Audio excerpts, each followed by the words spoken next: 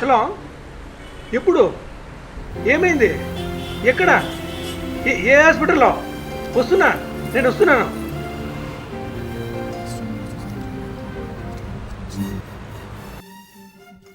Sister సుందరం సార్తో మాట్లాడండి. Excuse me sir, మా పేషెంట్ సుందరం పరిస్థితి ఎలా ఉంది sir? He is fine and he is out of danger. You can go and talk to him and see him. Thank you sir, thank you. ఏంట్రా ఇలా చేసావు? ఈ సూసైడ్ అటెంప్ట్ ఏంటి? ఏం చెప్పమంటావురా, ఆ రమేష్కి 5 లక్షలు అప్పిచ్చానురా. ప్రామిసరీ నోటు రాసి సంతకం కూడా పెట్టించుకున్నాను. కానీ నా కూతురు పెండ్లి 1 నెల ఉంది. వాడికి డబ్బిమ్మంటే ఏం చేసుకుంటావో చేసుకోపోమంటున్నాడు రా. ఏమీ తోచగా ఇలా చేశా. మేమంతా ఉన్నాం కదరా, ఎందుకు ఇలా చేసావు? ఏం చేయాలో తోచడం లేదురా. ఇప్పుడు ఏం చేయమంటావు? పోనీ వాడికి లాయర్ నోటీస్ ఇద్దామా? కోర్టులో కేసేద్దామా? కోర్టుకి వెళ్తే గెలుస్తానని నమ్మకం నాకు ఉందిరా.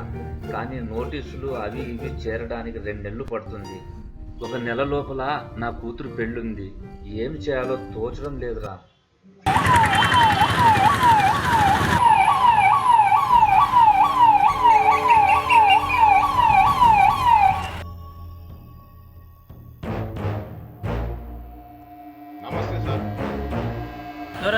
నిన్ను అరెస్ట్ చేసినామే ఆ చైన్ స్నాచర్ వాళ్ళ ఫాదర్ సార్. మా వాడు అక్కాన్ రోడ్ కాదు సార్, మీకు ఎవరో తప్పు సమాచారం ఇచ్చారు. నిజం సార్, నేనేం చేయలేదు సార్. అక్కడుంటే మీ వాళ్ళు పిలుచుకొచ్చినారు సార్. మీ వాడే చైన్ స్నాచింగ్ చేసినట్లు సీసీ కెమెరా ఫుటేజ్ ఉంది, అందుకే అరెస్ట్ చేసాం. మీరే అలా అంటే ఎలా సార్? మా డ్యూటీ మేము చేసాం. మీరేమన్నా కోర్టులో చెప్పుకోండి. అదేంట్రా సిఐ గారు అట్లా అంటున్నారు? కోర్టులు కేసులు అవన్నీ మనకేం తెలుస్తాయి? దేవుడు ఉన్నాడు లేరా. అమ్మా, నా వల్ల కావట్లేదమ్మా. ఇక్కడ నన్ను చిత్రహింసలు పెడుతున్నారమ్మా. మా ఆయన, మా అత్త, మామ నన్ను కొడుతున్నారమ్మా, తిడుతున్నారమ్మా. నువ్వు నాన్న వచ్చి నన్ను పిలుచుకెళ్ళిపోండి అమ్మా. నేను ఇక్కడ ఉండలేనమ్మా, ప్లీజ్ అమ్మా. ఎందుకమ్మా, ఎందుకు ఏడుస్తున్నావు? మేమున్నాం కదా, నేనున్నాను, నాన్న ఉన్నాడు.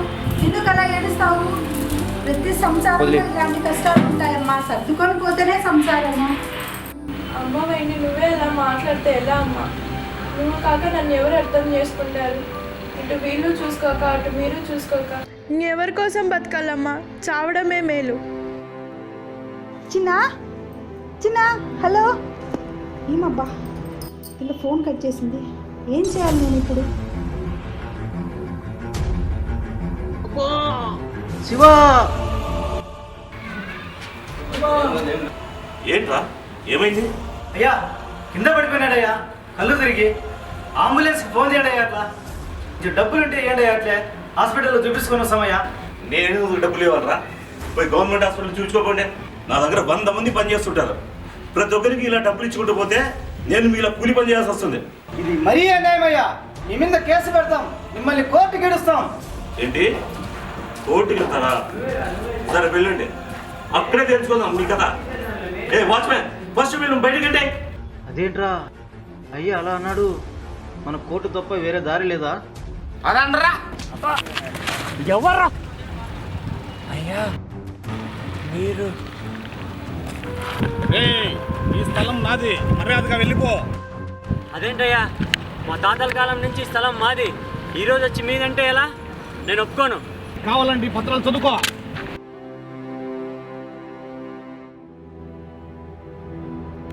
ఇవన్నీ దొంగ పత్రాలు, మీరు సృష్టించిండేవి.